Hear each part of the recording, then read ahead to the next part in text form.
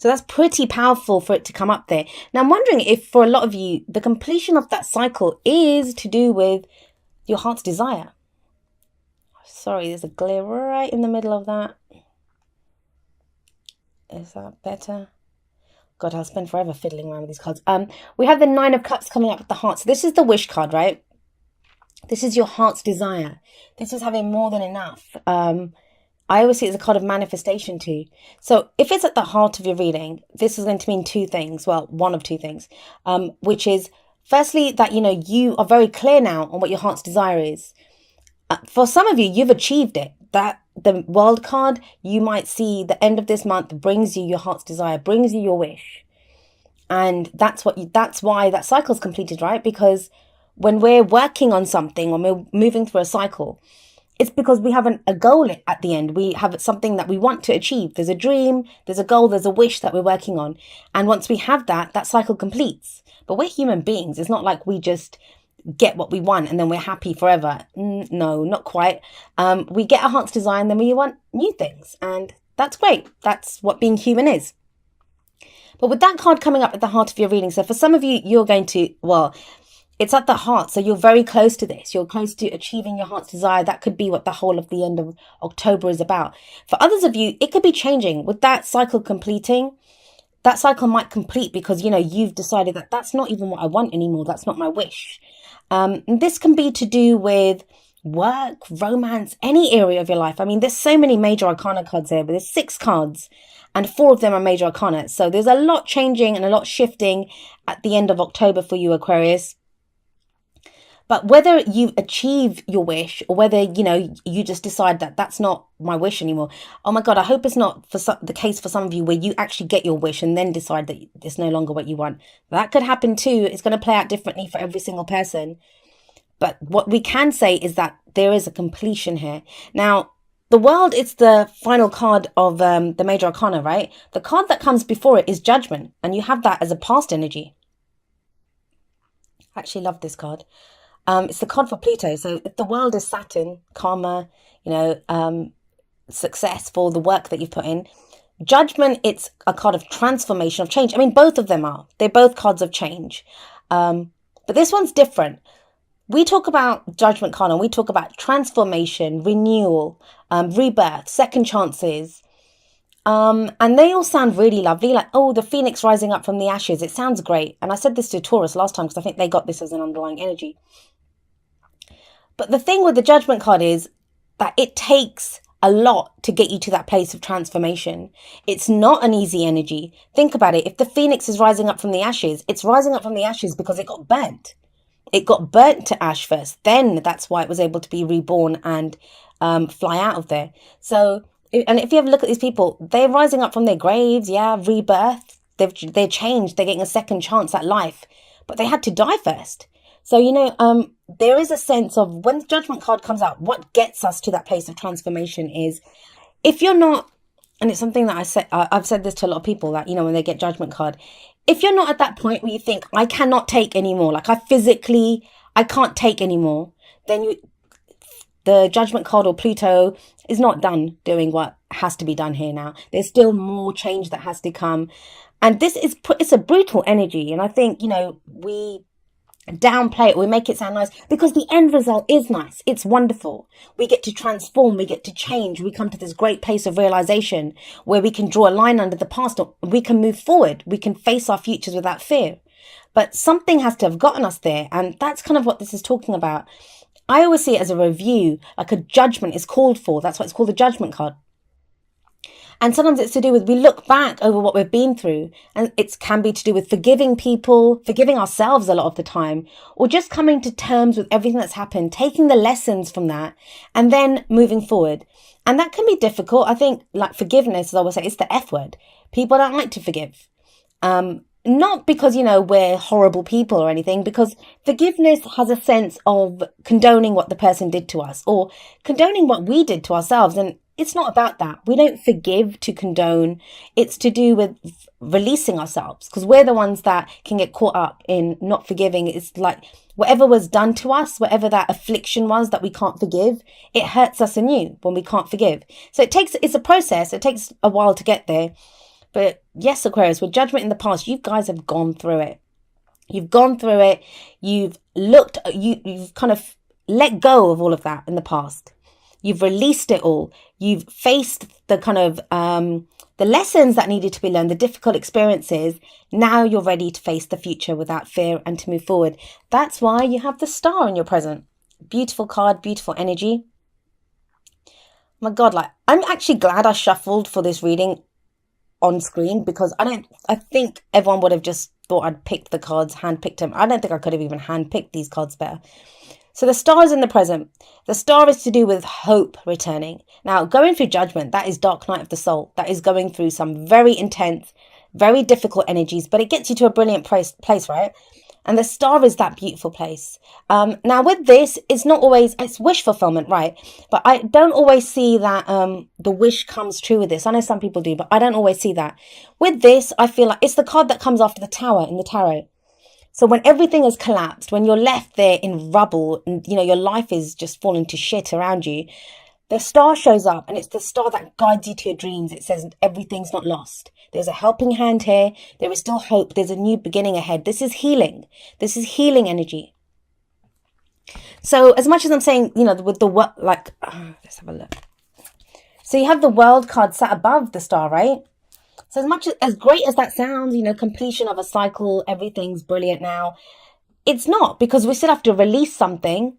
So the star card is healing. So whatever cycle you've been through, whatever difficult lessons were taught to you during that cycle, the star card is there healing all of that and saying, you know, we're going forward. There's a new beginning. There is healing here. I always say the present card, it's the main energy for this period.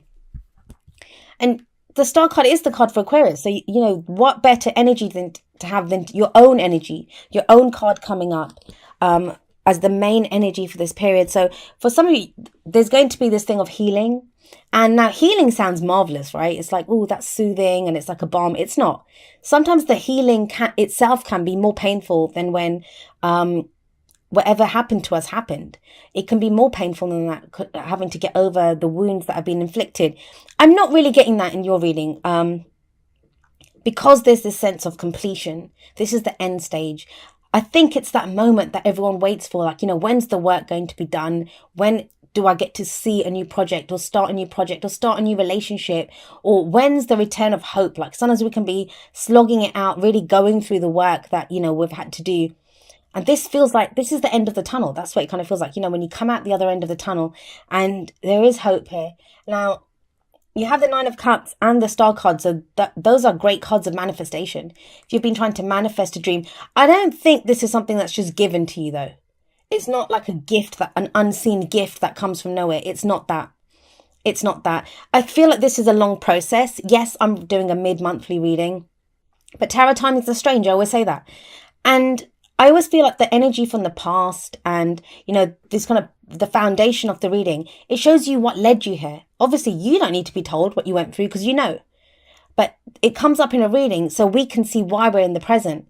And it's the contrast. It's the contrast between judgment and the star, which is really saying to me that this is that place, Aquarius. This is that place that, you know, and I have an Aquarius sun, so I know that we've been working towards, that we've been that kind of fabled kind of place that, you know, when is this going to end? It's ended. The judgment card shows that. The world card shows that. Yes, you're in that transitional phase. It can feel like no man's land when you're in between the past and, you know, just kind of headed towards your future. But the hope is there now. The hope has returned. There is guidance now. Even if you might have thought that this wish is, you might have given up on your wish. You might have given up on your dreams. Now, either you have new ones or there's a revival within the dreams and the wishes that you've had. This is a beautiful reading. I mean, I'm trying to find a kind of negative to it, to at least kind of give it a more well-rounded meaning, because the energies, they're on a spectrum. Some of us experience them at a much greater level, a much kind of brighter level. Some of them come at a dark level. There's no such thing as a like totally, completely great message that can get to everyone. We're all going to experience it differently. But I can't really find it with this one. And as if like all of that letting go, moving on, transitional energy isn't enough, it's confirmed in the future when we have the Fool coming up. Now the Fool, it's zero. It's numbered zero in the major arcana. So it's not, I always say it's not the true beginning. I always think the Magician is the true beginning of the tarot. This is that in-between phase. It's in between, it's right after the World. So we have the World card first, where everything's ended. And then this is when we decide to go again. This is when we have that new beginning and we think, right, I'm going to do this. I'm going to go again. I'm going to set out on a new adventure. Now, if we look at the Fool, I hope my arm wasn't blocking the mic there. If we look at the Fool, I always say, look, he's standing at the edge of a cliff. He's standing at the edge of the cliff and look at him. He's just loving it. He's looking around himself. He's enjoying the view. He's full of excitement and trust. He wants to go on this adventure. He's ready to go again. But he doesn't really have anything with him. Yes, let's see. He has this little knapsack, if you can see that, on his back. He doesn't have a map. He doesn't have anyone. Well, he has that little dog. I always think the little dog shows there'll be people that are loyal to us. Although in this one, look at that dog. Is he trying to push him off the cliff or trying to stop him from going too close to it? And that's another thing. I always think the Fool is ready to stand at the edge of the cliff because he knows even if he falls off, he'll land on his feet. This is kind of very trusting, excited. I just want to see everything. I'm looking forward to this trip kind of energy about this card. So when the Fool comes up, it's telling you there's no guarantees. Like you're getting ready to go again. You're getting ready for a major new life cycle to begin. We have the World and the Fool in the same reading. So you have this major cycle beginning, but it takes a leap of faith. You won't have a map. You've got no guarantees. You've got no assurances that, everything's going to be marvelous. And indeed, the Fool, he doesn't think his trip's going to be great. He doesn't think nothing bad's going to happen. He has faith in himself that no matter what happens, he can deal with it. It's that landing on his feet kind of thing. And I think that's what's kind of coming up for you, Aquarius, that, you're going to have an opportunity to start again, a new life cycle.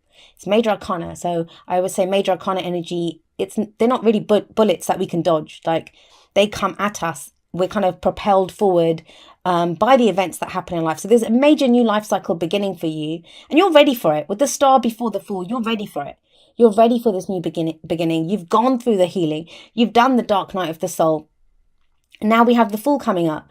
But it's going to take that final leap of faith. Now, what's going to decide whether you're ready for that leap of faith or not is what's your dream? What's your wish? How bad do you want it? That's what I always say. When the Nine of Cups comes out with the Fool, how bad do you want this? Now, and also that's going to direct which way the Fool goes, right? What is it that you're wishing for? So whenever the Nine of Cups comes out, I think the most important message of the Nine of Cups is, what is your wish? Become very clear on your intention, on what your dream is. And half the time that can be a problem. We don't know. We don't know what we want. Or, so we're not sure. But this is like becoming crystal clear. This is my wish. This is my dream. And I'm ready to go out and get it. I'm ready to set out on that new adventure. And your advice here is yes.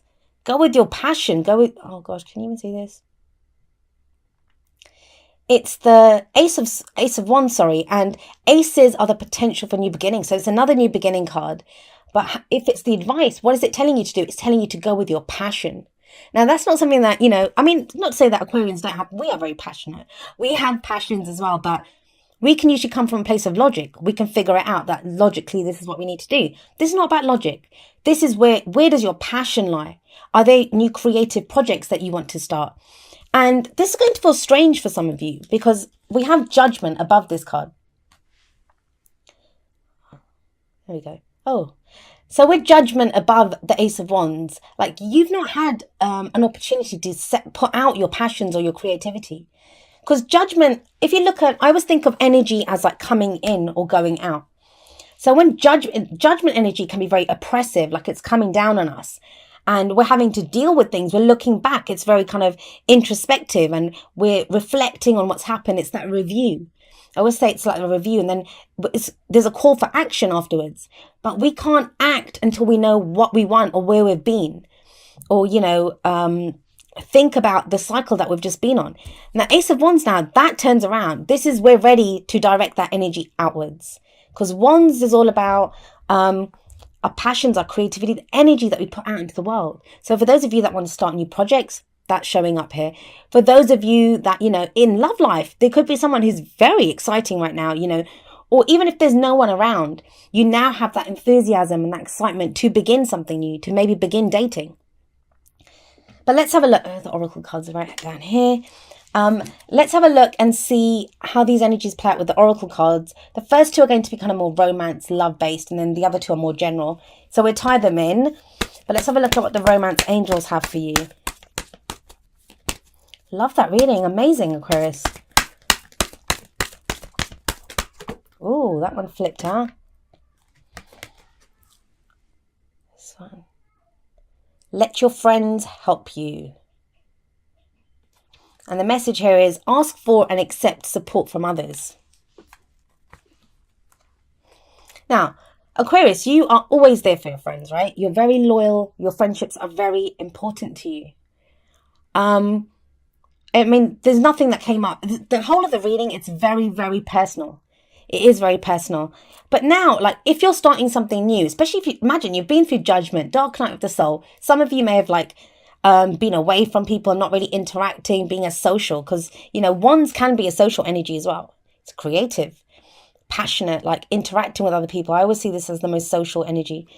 Cups can be as well, but that's at a more emotional level. Wands is more interacting with people, I think, because it's action.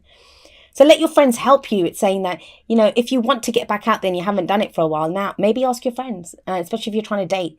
Sometimes, our friends know us better than we know ourselves, and they might have someone in mind who would be good for us. If you're in a relationship and, then that doesn't really count because you don't want to hook up with someone else. But if you're in a relationship, and this could just be talking to your friends. Sometimes it's good. How do you dream? Yes, you can lie in bed and dream up something, but sometimes talking about your dreams with friends helps as well. So what kind of person do you want? If you're interested in someone, get your friends to kind of understand that, this is the person I want. Do you think that person will be good for me? And they'll tell you the truth. If you've got good friends, they'll tell you the truth. All right, let's see what we have from... Oh, okay. Oh, and this says, consider your foundation. You are being asked to look at how committed you are to love. That's that 9 of Cups. What is your dream here? What do you want? You have a solid foundation. Like, I'm not going to even doubt that. With judgment coming up as a past energy, the foundation of the reading, and the star, which I feel like this is the end of that healing phase. The final healing is coming in. It's a very spiritual card as well, the star. So, you might have a new spiritual practice that you've started, or just a different meaning. Like you see things in a different light. I know that happened to me in a lot of ways over the past year, 2 years, but it can be that kind of energy of looking at things in a different way, having a new kind of spiritual meaning for things. And all of this stuff that you've been through, and we've been complaining since last year, that things are tough, or the experiences, every experience that you've had, that's judgment. It's built this solid foundation now that you have. And that's why you're able to build on that and to push off and go into this new cycle and start something new.